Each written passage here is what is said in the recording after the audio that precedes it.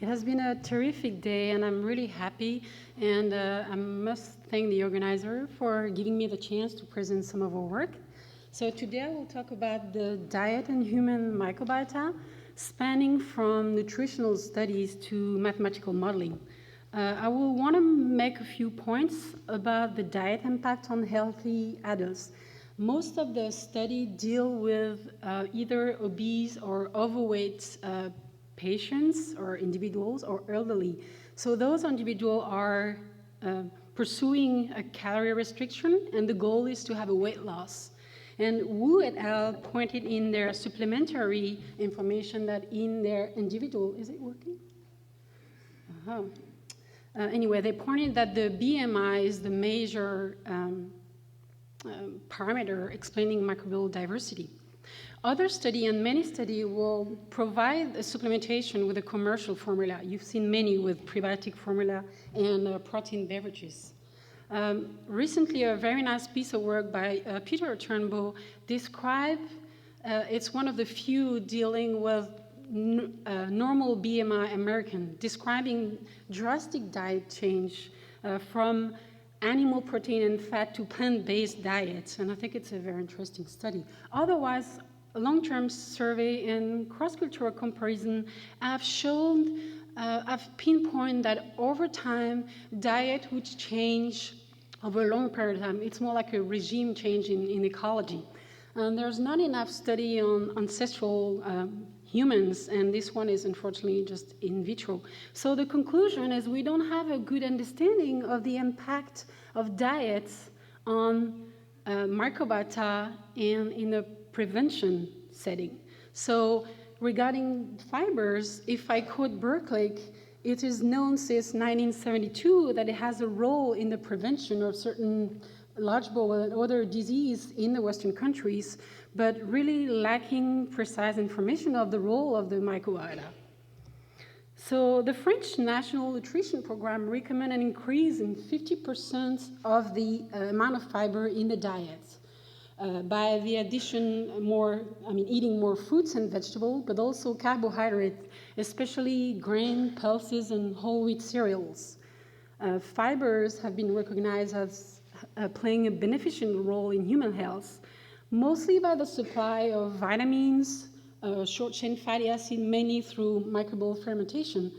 They help weight management and gut health, mostly by the bulking effect on transit time and stool frequency, and preventing effect towards cancer has been described. So 25 grams of fiber per day is what's supposed to be necessary to maintain a normal bowel function. And the consumption in the US and in Europe is around 18 or 15 grams per day. So we decided to study the impact of fibers on the microbiota of French adults through a grant from INRA. So this trial is registered, and it has been performed at the Center for Human Nutrition in the Alps in Grenoble. We provided real meals, controlled diets.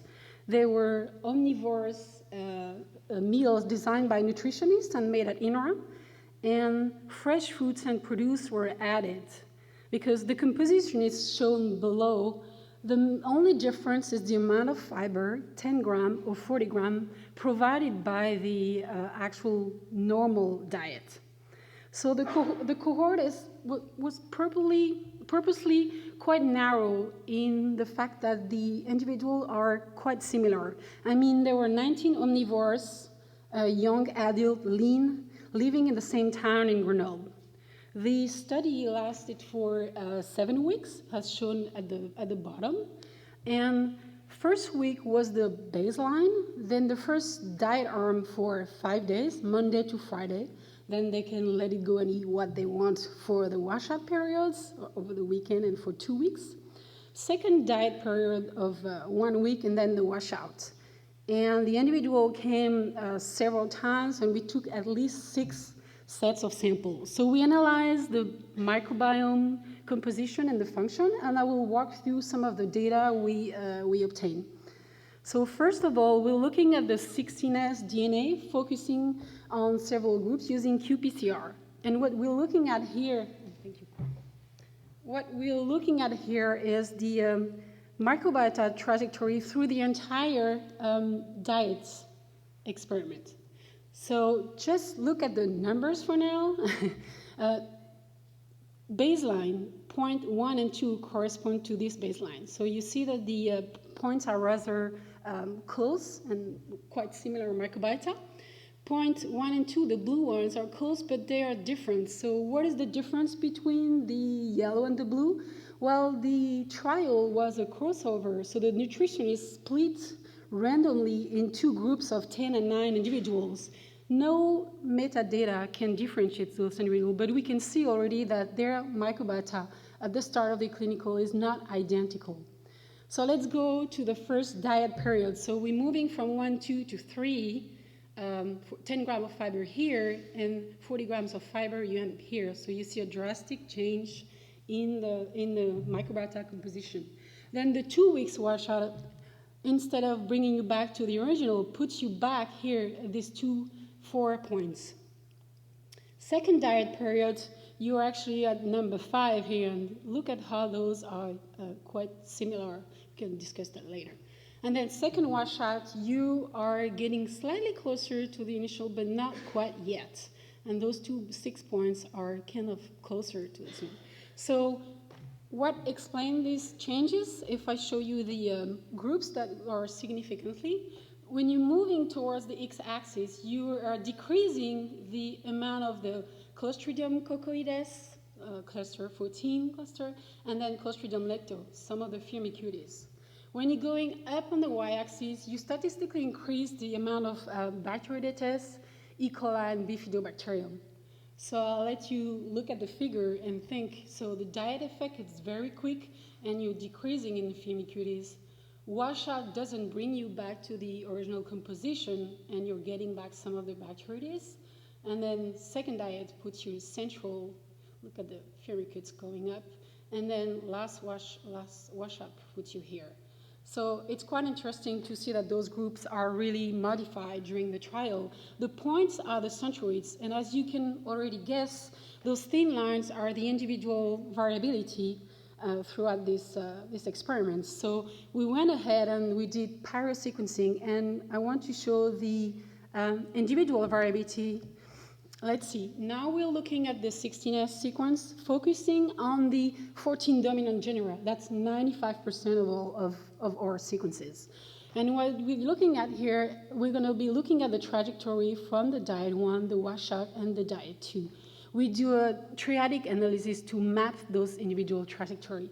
It looks a little bit messy, but let's go and look at, for instance, in the center, the individual number 7. So he's going through a diet, washout, and then second diet. Not back to the original, but not a lot of changes. Number 20, somehow the response we were expecting in such a narrow cohort of individual. Diet, washout, and then diet, washout, and second diet. And you can already see maybe some of the genera that are the most modified in this trajectory. Now let's go to some drastic change in number 6. Number 6, diet, washout, and then second diet. And 14, it's a little crazy. I don't know if I can follow. 14 starts here, D1. Also have change in infected bacterium, and then back in the Bacteries. So it seems like the individual variability is quite large. And this 2D representation is good and show like a large variation between individuals, but we went ahead and precisely calculated the actual really distance, not just on 2D. So we calculate the Jensen-Shannon distance, and 2 things here. The blue ones from the qPCR seem to, those are starting with 40 grams, there seem to be more impact on the qPCR, but it's not true here. And if you look at the total distance, meaning the distance within those 14 genera, the diversity doesn't move. It's really a shift in the community. So this distance is not significantly different from the 2 groups, but between individuals, there's a factor of 3 in some of them, like 14, for example, is here. So how can we get more information on this genera? We only had 19 individuals, but we have several time points. So we were able to pick 7 genera that allow us to cluster those microbiota over time in 18 different groups. It might be difficult to look at, but horizontal is the profile distribution of a genus, and then the groups the individuals are here. Let's just look at the distribution of some of them. What it means is the way the Prevotella and Dialister are profiled means that they show a discrete distribution. So those genera will really stratify the microbiota. For the other genera, it's less clear on our data set. But let's try to look at some of the individuals we looked at. Number 20 didn't seem to move much on the previous slide. And yes, he doesn't, the microbiota doesn't change cluster. It's always in the Prevotella-rich Bacteroidetes low, as you can see here. Number 6 is more interesting. It's more dynamic. So from the few time points to the last washout, it moved dramatically from this high Prevotella, low Bacteroides into the high Bacteroides with an increase in Faecalibacterium and Ruminococcus. And number 14, and other microbiota moves throughout the clinical intervention without any interpretation we can have on those. So I think it's very interesting to look at. We may need to work more on this clustering. We may need ask Dushko's advice. We use the tools that were used by Mani, but still. And interestingly, Prevotella, it's been discussed in that recent paper from Weinstock. There's a lot of talk about Prevotella because we don't have much commensal isolate from the human gut. Most of the information we get come from the rumen, and there are discussion about whether it's more linked to male and female, but we really didn't see that. So the microbiota is changing through the nutrition. Do we see the different function being expressed?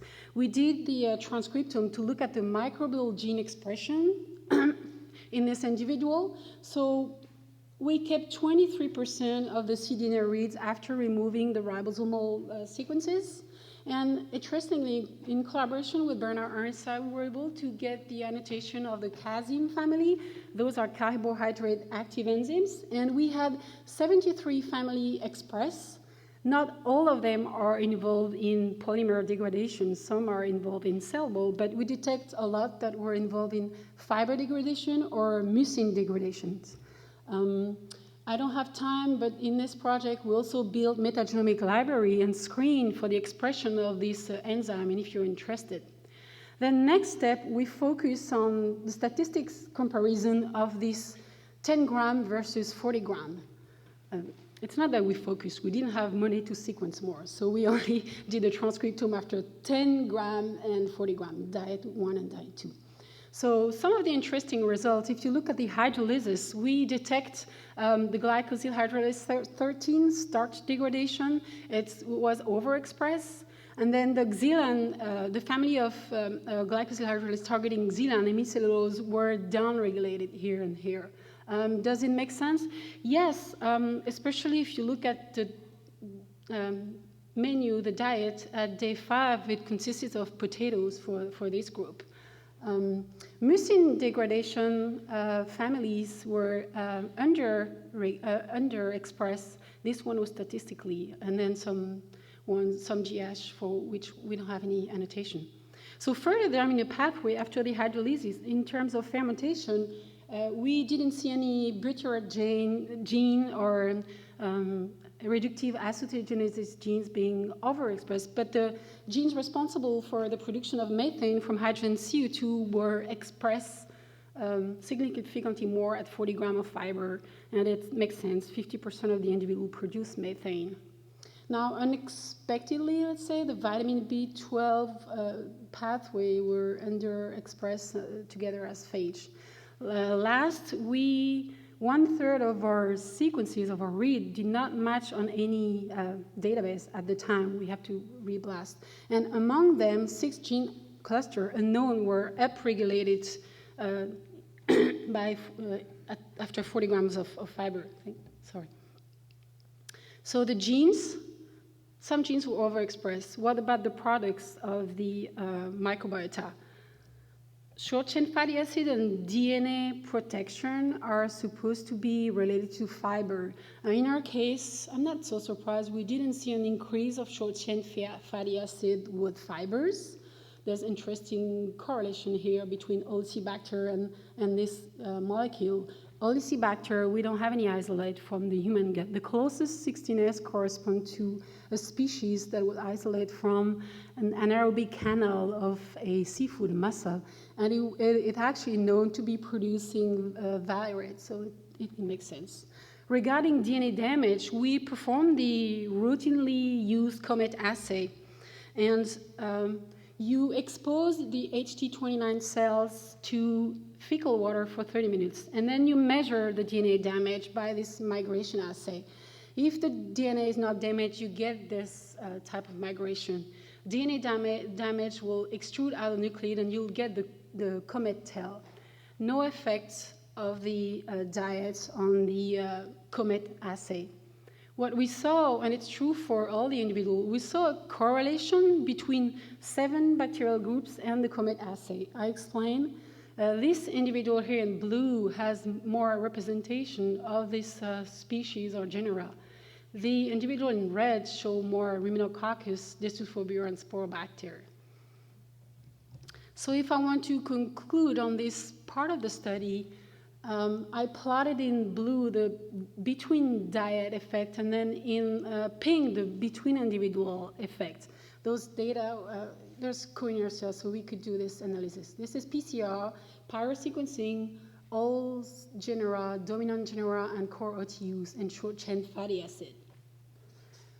Regarding gene expression, I don't have much statistical power, but it's very different. If I look at all the CAHO, it's 1%, and then if I look at the casein, that's like 10%. So both diets and individual are determinants in the response to the diet. The fiber increase did increase the expression of genes processing available nutrients. It's not new, some other reported the same thing, but also the expression of unknown genes. We didn't see an increased production in short-chain fatty acid. Can't say that it play a part in the protection of host cells. If we were to do it again, of course, we would want to type the individual's microbiota before a trial. It will, I think, help us understand their dynamics response, whether or not their microbiota is sensitive, resilient, because I think it's disturbance and resilience. I added this slide because we talked a lot this morning and this afternoon about window and resilience. So I'm convinced that studying the healthy gut microbiota will help and will inform on the personal nutrition treatment in healthy or in disease. But I think we need to avoid some of the anthropomorphism in our interpretation of the data. I just quote some of the things that we say or we hear. The microbiota adapt quickly, it's resilient to antibiotics, it shows mild dysbiosis. I apply the strong stress to the community without really sometimes having the data to support that. So those two graphs show the ecological definition of disturbance and then resilience. So the community matrix is usually shown here. It doesn't have to be diversity, it can be other markers. Let's imagine in the context of the study I just talked about, the diet was a pulse disturbance. It means a short disturbance that has a quick, an important effect quick, but the microbiota, the effect can be reversed rapidly. So the definition of resilience is the rate at which a microbiota go back to its initial point.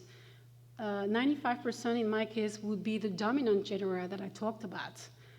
And then the microbiota that is sensitive can go and stay in what's called alternative stable states.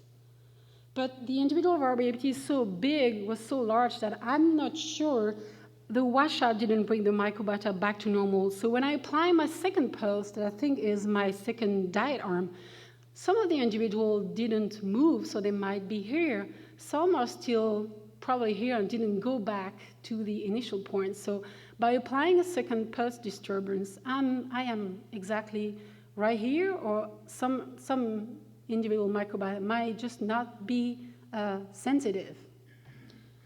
We have to think of that in the context of designing the experiments, but also in the cohort of patients. Some disease might just be long-pressed disturbance, and so in this case, the disturbance is so long that only a minority will go and be resilient, and most of them will stay in this alternative stable state. But we need more definition. We need to understand these biases. You've probably seen this landscape in ecology. What it says is that the environmental change and then the resilience of a microorganism will let the community in this state, unless you have a strong triggered or environmental change that would put you into this alternative stable state. And so we don't really know when you study disease individual if we are here or in the middle. And the key point is to sort of being able in the healthy to measure this funnel, the diameters and then the length, the slope. It will help us understand these biases. We need to formalize, and then we need to maybe add a little bit of theory and mathematics. So I'm getting to, I don't know if I need to put this in front of this audience, but we need to get into mathematic modeling.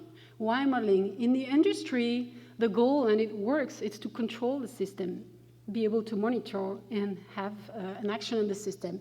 In microbial ecology, I think the main point is the better knowledge of the complex microbial community, especially dynamics, spatial distribution, well, data integration, you know. Sometimes it will tell you the key parameters. They're not the ones we think. Detection and replacement of missing data and experimental plan. Hopefully, it will help predict dysfunction, but in the healthy, really find determinants of variability. Very quickly, there's a very nice review that you can look at. There are two main modeling approaches. The top-down one is the one where you map your data onto existing model, and you probably use this a lot. It relates to statistics, mining, bioinformatics, and you can detect relationship networks. Most of the study dealing with microbiota and PCR analysis fall in that category. It's also called reverse engineering. The second type of model is a little bit different because you start with system knowledge, you study the interaction and the topology of your system. You will be building a new model structure. So if the electron tower to you sounds like the name of a movie, then you fall into this category. If you like partial differential equation, but you also like reading old books about microbiology, you know Cumming and McFarlane 1981 by heart, and you're very familiar with Dr. Abigail Salyer's work, and you fall into that category. She just passed away last year, and I wanted to give her a tribute for all the work she's done. Look at her publication in 1978, and it makes you humble. So that's what we decided to do. And we actually can get information for other systems because the anaerobic pathways are shared and central. Termites, rumen, humans, and anaerobic digester have the same central metabolic pathways for dealing with polymer degradation into either short-chain fatty acid or methanes. Practically, in anaerobic digester, they design a very good anaerobic digestion model, and we use the structure and the kinetics pathways to build our model. Well, we consider the human gut as a set of different reactors. We show the proximal, transverse, and distal colon, and the rectum. There are three different mini reactors, the lumen, the mucus, and then the host. Digested food enter here, and then at the end, this plug flow reactor will end up here. Mathematically, what we do, schematically, we will cut a slice of the gut and make a mass balance in this slice of what's in the flux in and out, the anabolism and the loss, and then derivatize that over time. The speed will be the transit time, and then X would be the position in the colon. So we do that in all this area. On top of that, we modify the ADM1 metabolic models to fit the human colon, and we read a lot of the bibliography. So we represent the main pathway of the carbon trophy chain in that first model. So the polymer degradation into the glucose, the fermentation, hydrogen CO2 converted to acetate or methane. And then what we added, the complexity of the human gut that was not in the digester, see all the interaction with the host, the short chain fatty acid absorption, 95% of them, and then the biomass, and then the mucus layer. Interaction and flux, I'm not going to detail this one, but we had discrimination of host cells. This is the host cells here, the lumen is in blue. We had the peristaltism, and that was part of Raphael's work, building this model. Sorry. So to summarize this modeling, the first part of the modeling work, using knowledge and literature, we built a new math model. The structure of this model was very complex. It had more than 300 parameters. So you need to simplify the model at that time. So Raphael used different techniques to decrease the amount of parameters. And then he set up new tools to estimate some of these parameters. Now, you need to validate the model, not just in silico. So what we did, we used all experiments that we had done in the lab previously or that Harry Flynn gave us. So meaning that we have data for small boxes in the big model. So we use the small boxes to validate the parameters of our model. So it was butyrate production, the two lactate used to produce butyrate, and then acetogenesis from my PhD work.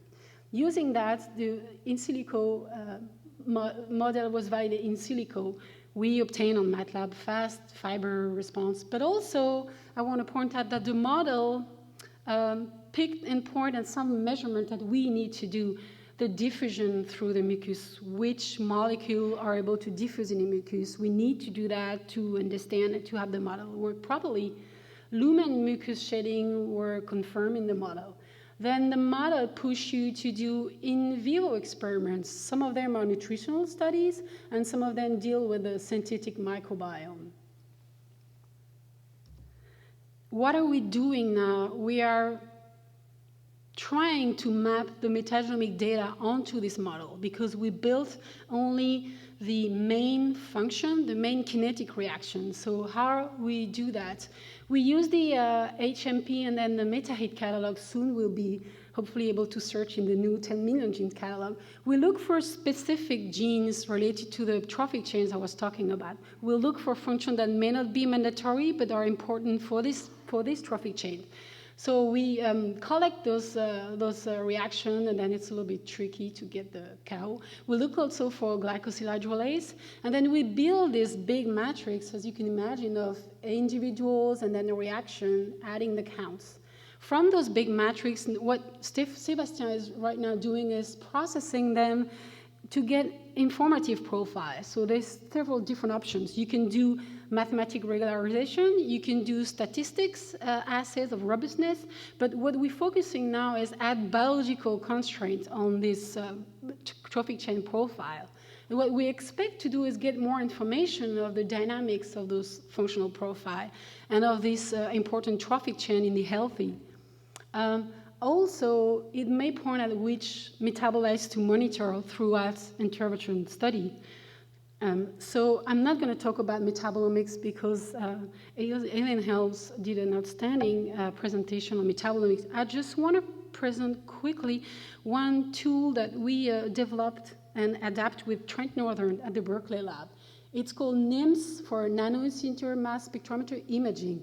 And to present it simply, Trent designed a chip that is coated with a specific compound that allows, during laser ionization, to ionize most of the molecule. And then from that, it's pushed in the tuft of what you get is a full mass spectrum every 30 microns. So the laser will beam every 30 or 50 microns on the chip.